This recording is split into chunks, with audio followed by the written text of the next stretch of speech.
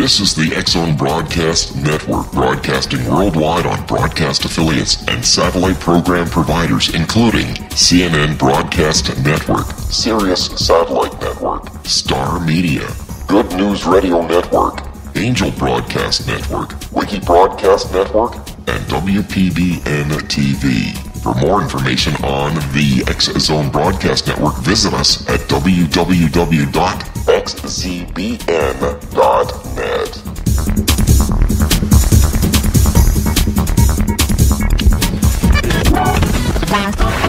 All Hit Radio.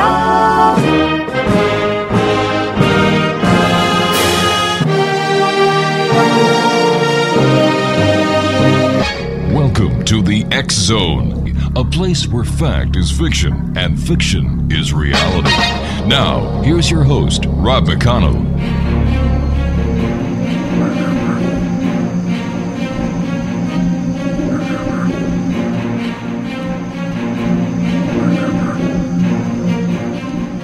Welcome back to the X-Zone, everyone. My name is Rob McConnell, and we're still coming to you from our broadcast center in Hamilton, Ontario, Canada. Worldwide, toll-free, 1-800-610-7035. Email xzone@xzoneradiotv.com. On all social media sites, X-Zone Radio TV. And our main website, where you can listen to the X-Zone, 724-365, www.xzoneradiotv.com. And the X-Zone comes to you Monday through Friday from 8 p.m. Eastern until midnight, right here on the Starcom Radio Network, X-Zone Broadcast Network, Digital Broadcast Network, and Digital Satellite Network. My guest for this hour, X-Zone Nation, is a good friend of the X-Zone, Dr. Carl O. HELVIE. He's the author of a book that we promote here regularly. In fact, you listen to the commercials all the time for You Can Beat Lung Cancer. It's available on Amazon.com, and You Can Beat Lung Cancer website is www.beatlungcancer.net. Dr. HELVIE is the founder, president, and the person behind an exciting new foundation entitled, are you ready for this, X-Zone Nation? Carl O. HELVIE Holistic Cancer Foundation. And joining me now is Dr. HELVIE to tell us more about his foundation and his books and all the wonderful work that he's done. So, Dr. HELVIE, welcome back to the X-Zone. Thank you, Rob. I'm happy to be with you, as always. Dr. HELVIE, tell us about yourself and your, the journey that you've taken into medicine and now holistic medicine and the foundation that you're forming. Okay. I graduated from high school, and I grew up in a family that did not have much money, and so I did not plan on going to college. But I was offered a position in the stockroom ordering supplies at our local hospital when I graduated because I had the highest grades in my class.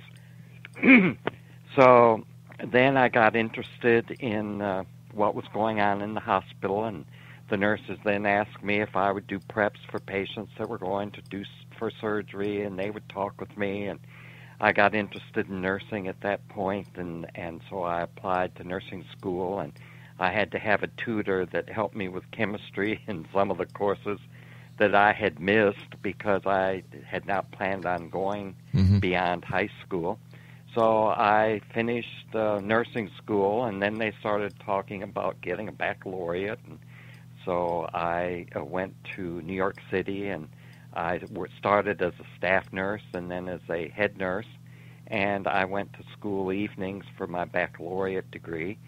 And then when I finished that, they started talking about masters, and so I moved to San Francisco because I wanted to see different parts of the country. And I worked at the Oakland and in the San Francisco Health Department, and then I got interested in public health, which was a different focus because it was on keeping people well instead of treating people. And so then one day, one of the professors came through because we had some students, and she talked with me and asked if I was interested in going back to school, and she would give me a scholarship. So I had a scholarship, and I went back and got my first master's, and then they offered me a position at the University of California, and I stayed there 5 years. And then they wanted faculty to have doctorates, so I applied at Harvard and I applied at Johns Hopkins for public health, and I was accepted at Johns Hopkins, and so they also gave me scholarships all the way through for my second master's and doctorate. And so I ended up with a doctorate of public health, and I think it was probably the best thing that happened in my life because it really looked at multiple factors that lead up to disease processes, and that's where I started thinking in terms of, well, if there's multiple factors that lead up to a disease process, then there really has to be multiple factors that resolve that process. Mm-hmm. And it was the beginning of my thinking about holism. And then I got interested just shortly before I finished. I got interested in Edgar Cayce. And Edgar Cayce was known as the father of holistic health in the United States. And the interest I had was in the work that he did with a group that was interested in developing spiritually. And they didn't want to be a specific denomination, but they wanted to learn to be better people. They learned, looking at the spiritual attributes of faith, patience, love, forgiveness, etc. And so once I graduated from Hopkins, I got into a Search for God group that looked at his books and studied the chapters, and we did disciplines every week where we tried to go a week without gossiping, and we tried to be patient and do different things that were in the book. And that's when I really started getting very interested in spirituality. I don't consider myself religious. I grew up Methodist, but I don't. I think that religion tends to have too much dogma and have too many of the answers. And as a spiritual person, I'm always searching for answers and searching to be a better person and to interact with my fellow man in a better way. And so that was the start of the spiritual piece that was part of the holism. And then what really triggered everything was in 1974, I was diagnosed with lung cancer as a result of a dream. And that was another thing that I did was as a result of the work with the Edgar Cayce materials, I watched my dreams for guidance.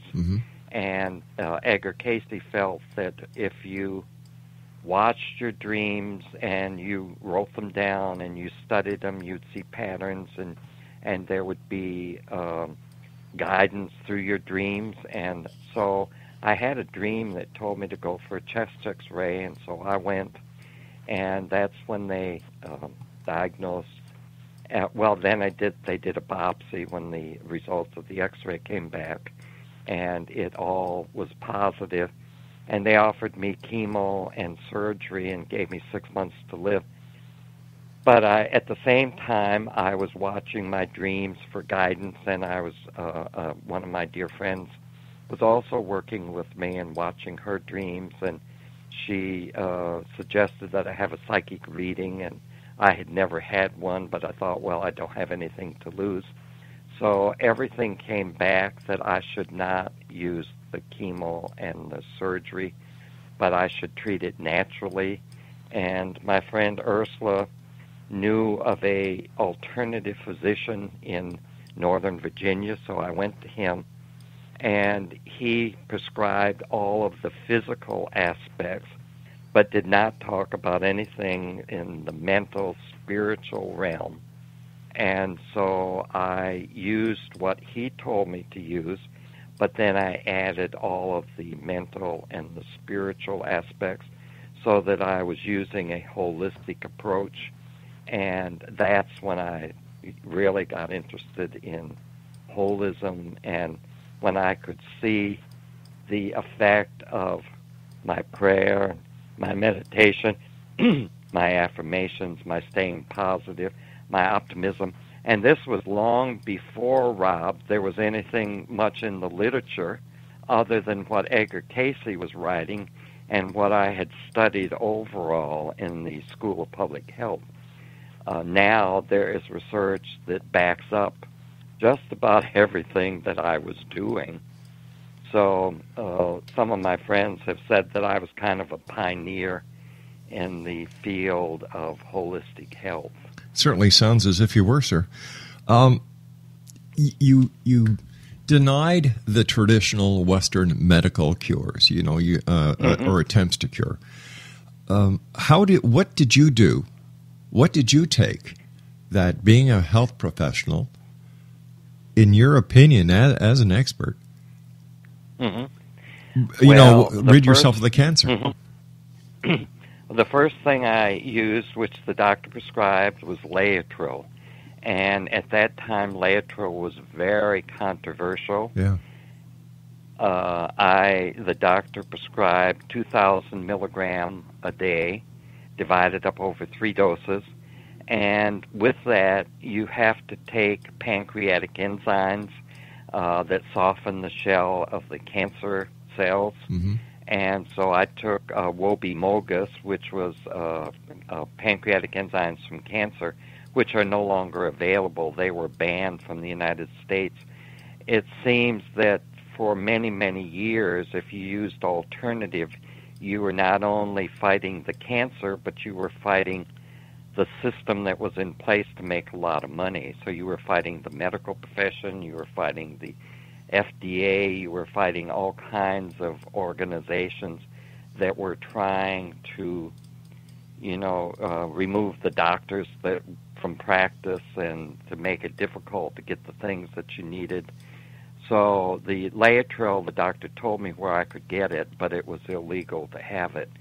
And so I used the Laetrile, I used the pancreatic enzymes, I use zinc, and zinc is very important because it helps to carry the Laetrile to the cancer cells. And one thing that was in the literature was that Laetrile has cyanide in it, and it will kill you or send you to the emergency unit. But what they don't tell you is that there are certain enzymes that are required to activate the cyanide in the Laetrile. And cancer cells have those enzymes, but normal cells do not. So it's very specific. It will kill the cancer cells, but it does not affect at all the normal cells. And there's much more to that, but that's the simple way that I understand it, and I think the public understand it. So I took the Laetrile, the pancreatic enzymes. I took apricot kernels. I ate 25 a day, which is one of the greatest sources of Laetrile, and the doctors that were recommending it at that time suggested that it gave you something just enough different that it was good to be taking that also. Now, the other thing that I took a lot of supplements, and one of the things that I took was high-dose vitamin A, therapeutic doses. I started at 200,000 international units, then I went to 100,000, then I went to 50,000, and I stayed at 50,000 for a year. And to put it in perspective, the normal recommended daily dose is 5,000. So wow. It was high. And also vitamin A is a fat soluble, so that unlike vitamin C that is a water soluble and is excreted if you don't need it, mm-hmm. the fat solubles are stored in the body, and so that makes it a little bit more dangerous. And I said to the doctor, well, I'm a little concerned about taking such high doses. And he said, oh, well, I'm going to give you high-dose vitamin E that will help with the toxicity of the vitamin A. And I said, yeah, but vitamin E is another fat soluble. And he said, it'll be okay. Well, about a year ago, I found research that had just come out, because every Sunday I review the latest research that comes out. And I found research where they had taken breast cancer cells. No, I'm sorry, it was pancreatic cancer. They had pancreatic cancer cells, they had pre-cancer cells, and they had normal cells. And they used the vitamin A. It had no effect on the cancer cells. It had no effect on the normal cells, but it converted the pre-cancer cells back to normal cells, which is exactly what my doctor told me 41 years ago was the reason why I was taking it. It was to prevent the other cells from converting to cancer cells, which I thought was very exciting that 41 years later the research shows this. But I think that a lot of the slowness in the research is because it's not endorsed by the traditional medicine and by the FDA and by the governmental agencies and the Cancer Society and all of the people that make billions of dollars every year from cancer. And so I took the other thing that the doctor had me on was a vegan diet. And a vegan diet 41 years ago was pretty uncommon. Yeah. And the rationale was that meat and dairy require a lot of enzymes for digestion, and that these enzymes, and then I was taking the pancreatic enzymes as in addition, and I was taking digestive enzymes, but that these enzymes should all be free to work with the supplements and with the Laetrile and with the other things that I was taking. And so I went on a vegan diet, and they still advocate a vegan. Most of the people, there's some that don't follow that. There's some doctors put you on a ketogenic diet, which is high protein and minimal carbohydrate, and a few don't think you should have fruit. But my doctor put me on the vegan diet, which was fruit, vegetables, grains, and nuts, and it was 75% raw. Wow. I could have anything cooked over and above, but I had to get 75% first. And so I, ate a lot of fruit and vegetables. Now, people juice. There's a lot of people juicing. Yeah. And that gives you the same thing. It gives you the raw fruit and vegetables that I was getting, but it's much more concentrated form because it's in juice, and so that has become a big thing with cancer patients. So I think my doctor was very, very progressive in what he recommended, and that unfortunately he had been working for the National Cancer Institute, and they closed him down because he was having so much success. And then when he went in private practice, I had to sign forms that I wouldn't report him. But I learned about 3 years ago that within 5 years after I had finished my treatment, that the medical profession closed him down and took his license. So I was very sad to hear that, because this man was just, trying to help other people, but he's not alone. It's happened to many, many other people that have tried to help people by using a natural approach to cancer treatment. And at least he's still alive. There's some question about whether some of the brave physicians have not been murdered, and some of it even recently, there were 12 alternative physicians that died within 6 weeks. Some of them were murdered, and some of them died under mysterious circumstances. And so I haven't heard much about that for the last week or two, but that was a concern. And then to the physical things that Dr. Roberts recommended, I added things like prayer, meditation, visualization, affirmations. I tried to be a better person. I tried to help people as much as I could. I tried to be more forgiving. And some of the things that I had learned and was still learning in the Search for God group, and then adding some of the mental things. And for me, it all seemed to work. But to this day, most physicians will talk about medications, surgery, the physical aspects, but very few of them talk about anything in the spiritual or the mental realms. And it may be because you don't make any money from this, I don't know, but it's something I think is important that people are aware of.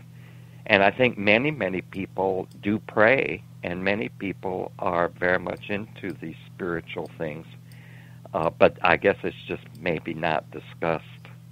I think that part of the problem is the over politically correct societies that we now live in. You know, if they're able to take the Bible out of schools, if they're able to take scripture classes out of schools, you know, it goes to show how strong the political agenda has turned out to be. How long did it take for you, doctor, to find out that your cancer had reversed itself and that you were cured? It took 2 years. I didn't tell my doctor that I was doing anything, and so he thought we were in a wait-and-see mode because he was very conservative, and I knew he wouldn't understand. Right. Even though the person that helped me the most through the whole process was my doctor's sister, and he didn't know that we even knew each other, but she was just the opposite of him. She was very up on all of the alternative things, and she was helping everyone she could. And here he is; he's very conservative. But I didn't tell him. But I went back periodically and had X-rays because at that time there was no other way to determine progress. Right. And after 2 years, he told me that it was gone, and he guessed he had made the wrong diagnosis. So I told a friend that I had taught with when I was at Duke University, and he wanted me to bring the X-rays and the lab and everything that I had. And so I collected everything, and I took it to North Carolina, and he reviewed it, and he said, yes, it definitely was lung cancer. And he was the third person that had validated that it was lung cancer. Why doesn't the medical community openly admit that holistic treatment does work? You know, who cares if doctors are in the business to make people better? Why should it matter to them whether it's done through holistic procedures, holistic treatments, or by Big Pharma? You know, and if Big Pharma holds such a weight over the medical community, isn't it time that Big Pharma is put under the microscope, and that if this is really happening, that the government should take appropriate action in either to enforce Big Pharma to play nice or get out of the business? Well, you know, and I know, it's all about money. Sure. And it's a multi-billion-dollar industry. There, you know, the Cancer Society, where would they be if there was a cure for it? Well, maybe they could go work on another disease where there is no cure. Hopefully, yeah.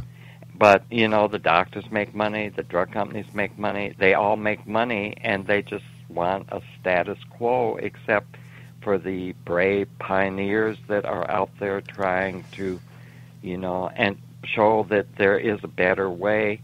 The other thing is that with the chemo and radiation and all, these usually are not the most effective because there's often a recurrence. Now, I never had a recurrence after that 2 years. I never had a recurrence. The research recently is coming out showing that chemotherapy does not get all of the cancer cells, that the most resistant are left behind, and then in a few years it comes back, but it's much more difficult to treat because it's now all of the most resistant cells. And then there was some research that showed that women that had uterine cancer, if they had radiation, they had an increase of having bladder cancer following the uterine cancer at a much higher rate than women who did not have radiation. So there is surgery coming out that's showing that these are not really the best way to deal with cancer anyhow. What do we know about what causes cancer, Doctor? There's so many different theories. It's like with the Laetrile that I use, that was based on a theory that there is a deficiency in the body of vitamin B17, and that by taking the Laetrile or the B17, you would, meet the need of the body for that, and that in the past, people got more of it because the soil had become so depleted, and it wasn't, in like the apricot is the greatest source of it, but it's in a lot of our food supply. So that was based on a nutritional deficit. There are people that think it's a result of fungus. There is just many different theories as to, why cancer gets out of whack. I think now there's even emphasis now on the epigenetics, how our thoughts will affect our DNA, and how you can turn off and turn on different genes in the body based upon your thinking. Right. And so, after a while, when you look at all of the factors involved, you think, well, how could they ever do research to find out what causes cancer? Because, if there's all of these different things coming into play, you can't control a lot of them. You can't control everything. So I don't know. I just know for me that it worked when I used the holistic approach, and that I never had a recurrence. Well, Dr. HELVIE, I'm happy that you did, sir. I'm happy that you're still with us. And I admire the work that you're doing to help so many other people. And when we come back from this commercial break, Exonation, we're going to talk about Dr. HELVIE's Holistic Cancer Foundation. That's coming up next here on the X-Zone from our broadcast center in Hamilton, Ontario, Canada. For more information on Dr. HELVIE, you can go to beatlungcancer.net, or you can visit www.holisticcancerfoundation.com. My name is Rob McConnell. This is the X-Zone. Dr. HELVIE and I will be back on the other side of this short commercial break and news right here from our studios in Hamilton, Ontario, Canada. Don't go away.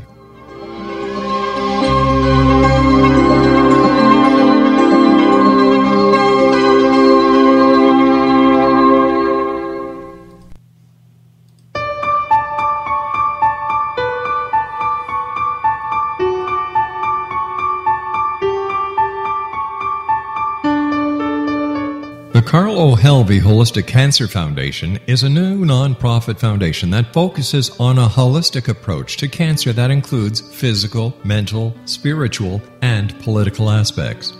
Cancer education, research, and care are provided for all types of cancer patients. You can listen to interviews with cancer doctors and survivors and read research on holistic aspects of cancer at www.holisticcancerfoundation.com. That's www.holisticcancerfoundation.com.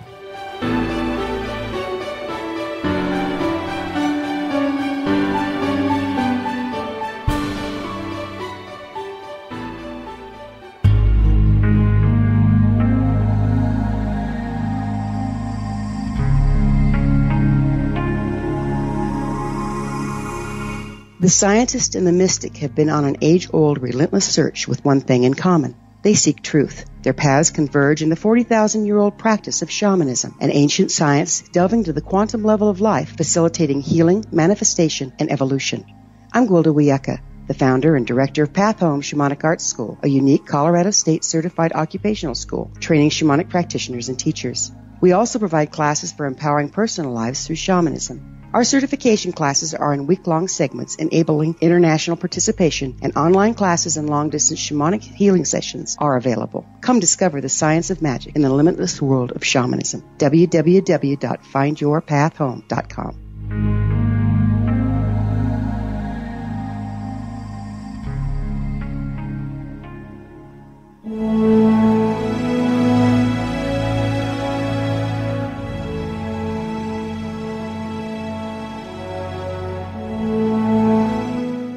Call him Reef. Reef is your host. Reef is your guide.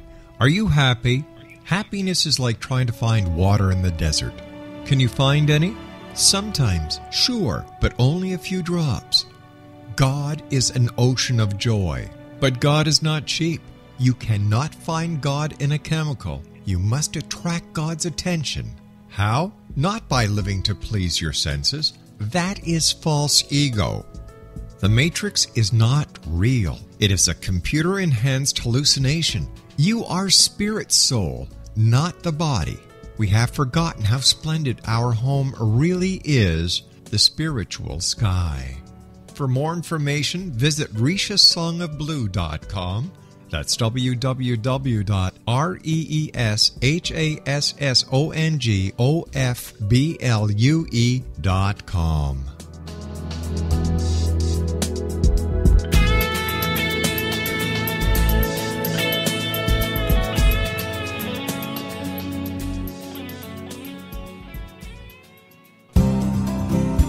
I'm William S. Peckham. If you enjoy a good mystery with a touch of the paranormal, then you'll love my novel, From Out of the Woodwork. It's the story of a young Toronto contractor, Sean Kennedy, who buys derelict homes, guts them, and turns them into multifamily dwellings. Slums just waiting to happen. When Sean buys 29 Livery Lane, the house fights back. Former owners unexpectedly come out of the woodwork as he starts the destruction. The apparitions come to him when he touches old books, reads hidden letters, rummages through old boxes, finds a locket, or reads a discovered manuscript of a murder mystery. From Out of the Woodwork will take you from 1899 to the horror of the World Trade Center, September 11, 2001. Check out From Out of the Woodwork on my website, www.williamspeckham.com.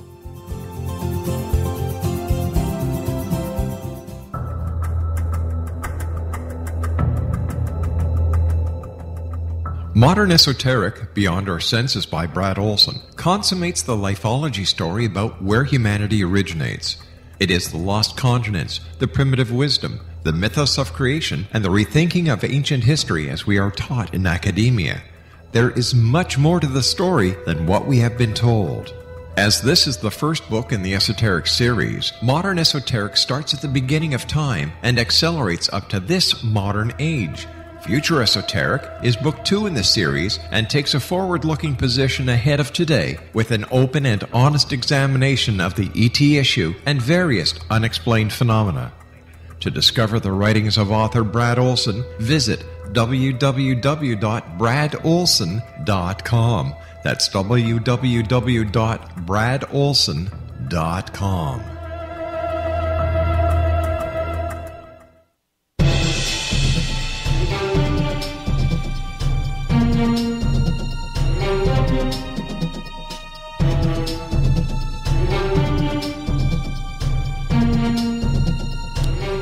Exonation Dr. Carl O. HELVIE is our special guest. YouCanBeatCancer.net is one website. But we're going to be talking to Dr. HELVIE about the Holistic Cancer Foundation, the Dr. Carl O. HELVIE Holistic Cancer Foundation this hour. Their website is holisticcancerfoundation.com. And what can what was the drive behind the Dr. Carl O. HELVIE Holistic Cancer Foundation, Doctor? I think it was probably my experience with cancer and seeing how well the holistic approach worked for me, and seeing that when I looked on the internet and other places, there was very little mention of the spirit and the mental aspects, and that seeing the devastating effects of chemo and radiation and all of that, and that, I didn't have to go through any of that. I wanted the same for other people. I guess, I really have been a nurse through my life, because I, at one point, got a grant for almost $1 million, and I set up a health center for the homeless. And I worked with that population for 20-some years. And, that was a very rewarding experience to me. And I think that I like the feeling that I have when I'm able to help other people, and when I've had some experience that allows me to help other people. And I think that one of the things with the Cancer Foundation, I talk with probably 50 cancer patients every month that will see me on the internet, and they'll pick up the phone and call me, or they email. But one of the things that I think I can offer them is hope, because a lot of them will call and they'll say, well, the doctor gave me 6 months to live, and, I don't know what to do. And then I can say, well, I was also given that 6 months to live, and that was 41 years ago. And it's not a medical diagnosis, it's a God diagnosis, because only God knows. Right. And we also can influence whether we live or die by the decisions we make. I think so often, Rob, that we're told things that if we follow them, we're dying. If we don't, we're going to live. It's two examples. A few years ago, I injured my back. I had physical therapy. I got finished. She said, well, I'm finished. I said, but I still have pain in my back. Oh, she said, that's arthritis. You'll have that the rest of your life. I said, but I didn't have that 6 months ago. I don't expect to have that 6 months from now. And so I talked with different people, and they suggested a chiropractor. So I went to a chiropractor. And it took a few months, and I got rid of the pain, and it's been years. I haven't had any pain since. But I wondered how many people would listen to this person and say, well, I've got arthritis. There's nothing I can do about it. I'm just going to have to live with that for the rest of my life, and live with it. And more recently has been the whole episode with my prostate getting large and having a catheter in for 9 months. And had I not changed doctors, I would still probably have that in, and probably eventually been tried to be convinced that, well, it's just something you're going to have to live with, for the rest of your life. And so then people will go around with the catheter for the rest of their life. I had surgery, it's gone, I don't have the catheter anymore. So I think a lot of it is, if you're willing to just get up there and look and have the attitude, but I'm not going to accept this. I'm going to go ahead with it. And so I wanted the cancer patients, if they choose to have chemo and radiation, then they can use the mental and the spiritual, and I would support their decision to use the chemo and the surgery, as I did with my brother when he chose 2 years ago to have radiation, because I think it's empowering when we look at things and we make a decision and we're supported in that decision. And I wasn't necessarily, and it wasn't that people didn't try not to support me, but it was because they were putting doubt in my mind. Well, are you sure you're doing the right thing and all of that? So I think that people should make their decision and be supported in that decision, but the mental and the spiritual are pieces that people could add to the chemo and the radiation. And if they want the alternative, that's great too. But I think that the other thing is that people should know about alternative, because most doctors are going to say you can have chemo, you can have radiation, you can have surgery. They're not going to mention any of the alternative treatments. So that's another reason I wanted the foundation, is to make people aware that there is another alternative that they can consider when they're making their decision. Does that make sense? It sure does. It sure does. Question for you, Doctor. Are regular doctors allowed to use some of the holistic treatments if they so choose to desire? I think that they're pretty penalized. You know how your peers can interact with you in a way that kind of keeps you in the box. Yep. And there are some that just reach the point where they say, I have been seeing patients die or be debilitated or whatever, not getting better, and I just couldn't do that anymore. And they just break with the traditional and they move to the alternative.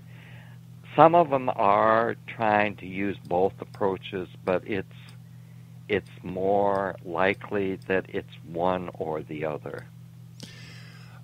Are cancer cases on the rise in America? Yeah, they are. The statistics were about 4 years ago that 1 out of every 3 people would have cancer in their lifetime. Oh, my God. And then I saw about 2 or 3 weeks ago that the statistics now are 1 out of every 2.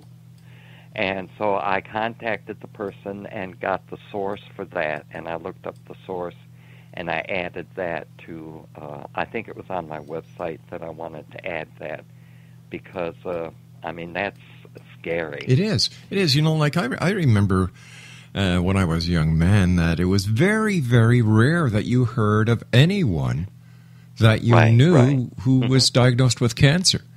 And now it seems that, oh, yeah, Jim's been diagnosed with cancer, and then the conversation carries on to something else. Yep, right. Yeah, I think it was 1 in 20, not too far back, but it's 1 in 2. But if you look at the world we live in, you know, there are cell phones, and the research is pretty strong about brain cancer and reproductive. For the men that carry it down in their pocket. Yeah. And the women now are carrying it in their bra. Computers. We can't live without our computers, but they give off electromagnetic energy. Well, plus we're inundated with cell towers throughout the cities, with high-tension wires, with microwave towers. Didn't anybody stop to think that all these different radio waves could be harmful to the people? And, you know, for the idiots out there who say, oh, come on, there's nothing wrong with a cell phone, Rob. What the hell are you talking about? The next time you go to your gas station, it tells you to shut off your cell phone before you fill up your car.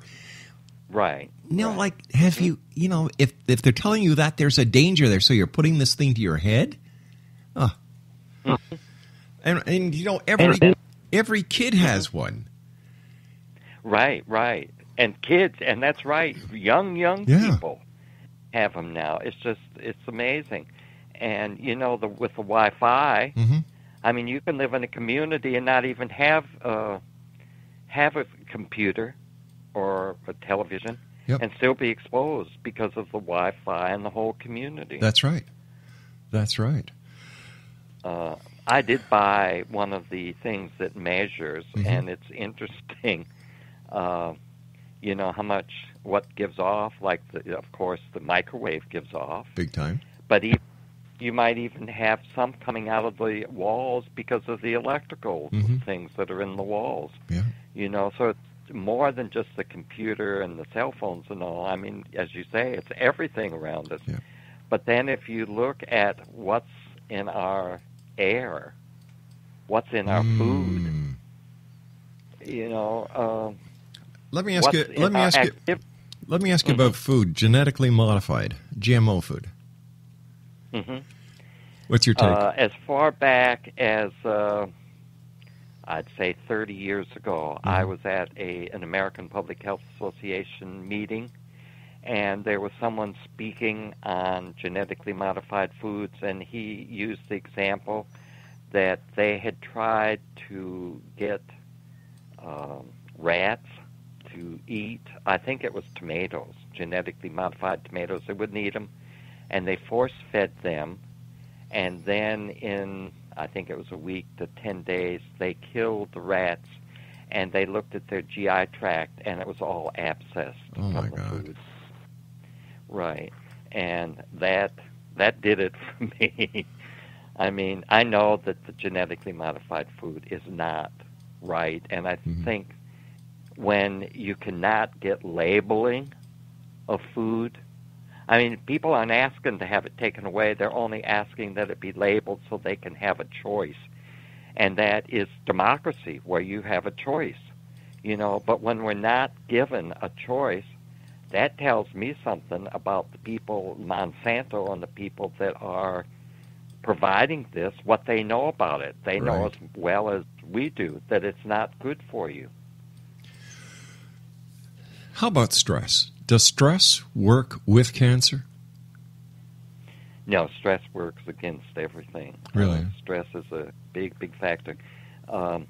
I interviewed someone for my show last Saturday, and I was very excited because he also found from his research, and he put it all together, that keeping the brain healthy and preventing Alzheimer's, you have to use a holistic approach.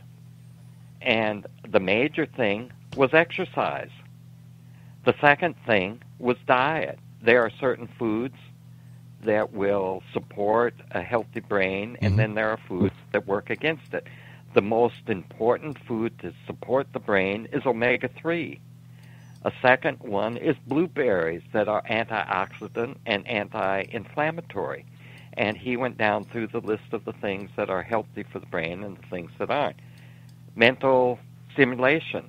I said to him, oh, my mother used to do crossword puzzles. He said, well, that's good for a little while. But he said once you get to 20, he said the only thing that the crossword puzzles do is help it make it easier to do the next crossword puzzle. You need something that is going to continually stimulate the brain. So I said, like what? And he said, like reading, like writing, like being in a group with people, conversing, like, that type of activity where it's always something new that's coming up, not a repetitious thing. He mentioned spirituality, that the brain works better if you're thankful, if you're grateful, if you're passionate, some of these things. And I mean, it was wonderful to hear that this also is what keeps the brain healthy, because I believe this is also what keeps the body healthy. Yeah. I remember my grandmother telling me that every Friday we would eat fish, and she says, eat plenty of fish. It's good for your brain. Yep, it is. Yeah, because God of bless the her. omega. Yep, right. These older people knew what they were talking about, and they had not been exposed to the genetically modified food. And see, that's one thing that's different with when I had lung cancer. We didn't have the genetically modified food, so you didn't have to worry about it. But now, if people have cancer, I tell them, if you can afford it, you need to go with organic food, which may not be completely free of the genetic modified either, but it's a greater likelihood that it is. So when people go to the Holistic Cancer Foundation website, Doctor, what can they expect to see? Well, right now I've got, as you mentioned earlier, I've got interviews with some of the cancer physicians. Right. I've got from different cancer patients, and everyone that I have on there have been at least 5 years survival. I don't put anyone on that's not 5 year. I've got research on things like epigenetic and nutrition and things like that in relation to different sites of cancer.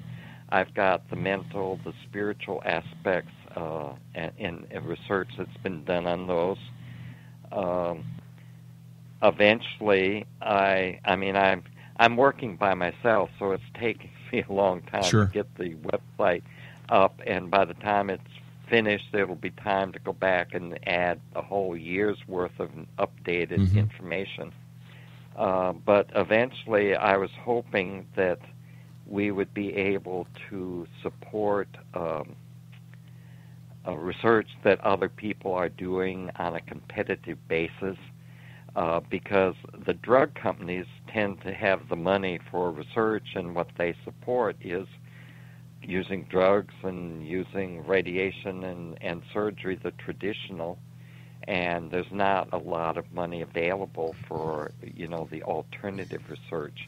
And so I was hoping that we could do something with that, and then also eventually reach the point where we could help with some of the financing Right. of care. And then behind all of this is the political. And I can do as much as I want under my name, but the FDA, as I understand the 501c3, you can only do a certain amount of your finances for political action. You're somewhat restricted in the name of the organization. I found a very startling statistic the other day doing research for our show and going to your website and just going around the other websites to see what's what, who's who, and the rest of it. Even though the amount of cancer cases are on the rise in humans, there has been no change in the number of cancer cases in animals. Really? Really. Was there any reason? This is what's got a lot of the researchers boggled, because they're looking and saying, all right, humans are on an increase, and yet the animals are staying at a set level, and we're talking about domestic animals here.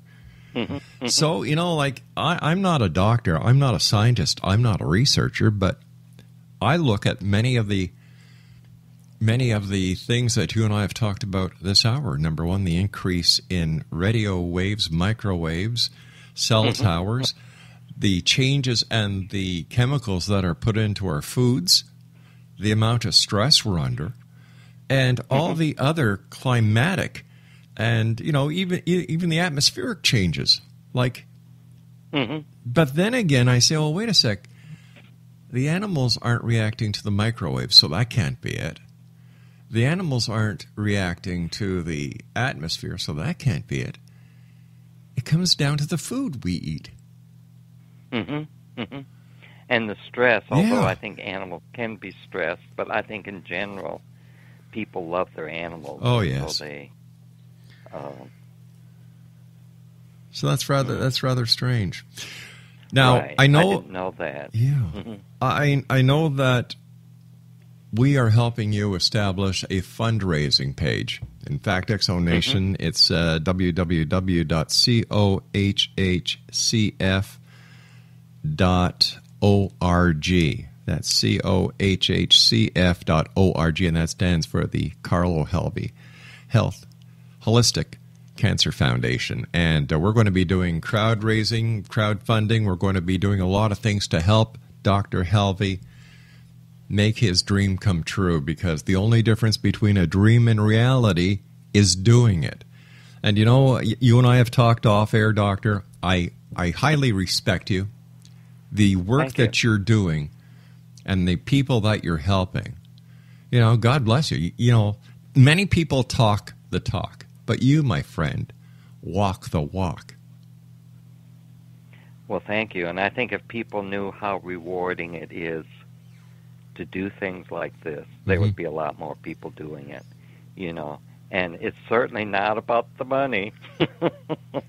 I can only imagine how hard you work, because you do your radio show. And by the way, how can our listeners listen to your radio show? It's on bbsradio.com every other Saturday at noon Pacific time. And then I put everything on my website, which is holistichealthshow.com. And under the blog, they'll find the shows for the last 7 years. Wow. You're a hard worker, my friend. And I guess this is where you were talking about keeping your brain busy is also very, very necessary and very helpful because, you've got to keep the brain going. The brain is an organism. It's a muscle that the more you use it, the stronger it gets. Right. Yeah. And I think people probably, some people may think this is crazy, but I get a lot of support from my spiritual life. Yes. And I believe that we have angels that help us, and that we need to give them permission every day, which and I thanks. do. I give my angels permission to help me and to protect me and what have you. And I think a lot of the ideas that I get, because I can sit down and if I've got a free day, I can sit down and write, and when I get finished, I look and I'll think, well, my word, where'd that come from? That couldn't have come from me. But I know that I'm getting help from the other side. Yeah. I'm a great believer in angels. I believe in angels very much. And each day, I too allow them to help me, and I always give them thanks and acknowledge them for what they've done. And I believe you, and I've seen this firsthand, where spirituality is a very important part of one's life. Right. Well, Dr. HELVIE, as always, time goes by so fast when you're with us, my friend. I wish you continued success, and we're very happy to be working with you on your foundation. And I appreciate all you're doing, Rob. It's meant a lot to me because I can't do it by myself, and as I've told you, my board, not necessarily there. I think that they mean well, but they're all very busy people, and I think they think that a board is a decision-making board and not necessarily a working board. But when you don't have any money, it has to be a working board until you reach a point where you can be a decision-making. But we aren't at that point, so everything has been left pretty much to me. Well, you're not alone anymore, my friend. And I appreciate that so much, Rob. Dr. HELVIE, take care of yourself. Blessings to you, my friend. And everyone here at rel-mar is so excited to be working with you and helping you help many other people. Thank you. I appreciate that very much. Take care of yourself, my good friend. Exonation, Dr. Carl HELVIE has been our guest this hour, www.beatlungcancer.com, and for the foundation, www.holisticcancerfoundation.com.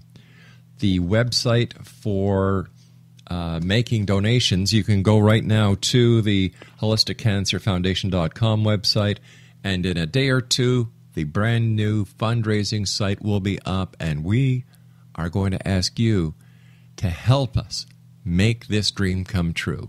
I'll be back on the other side of this commercial break with the news as we continue here in the X Zone from our broadcast center in Hamilton, Ontario, Canada. My name is Rob McConnell, and this is truly a place where people dare to believe and dare to be heard. But this is also a place where people help people. Whether the person coming on the air is like Dr. HELVIE talking about holistic medicine, or we've had Dr. Joe Mara in the past talking about alternative medicine, Dr. Len Horowitz on. The list goes on. If you're not part of the solution, you're part of the problem. And we would rather be part of the solution than part of any problem. I'll be back on the other side of this break as we continue here in the X Zone from our broadcast center in Hamilton, Ontario, Canada. Don't go away.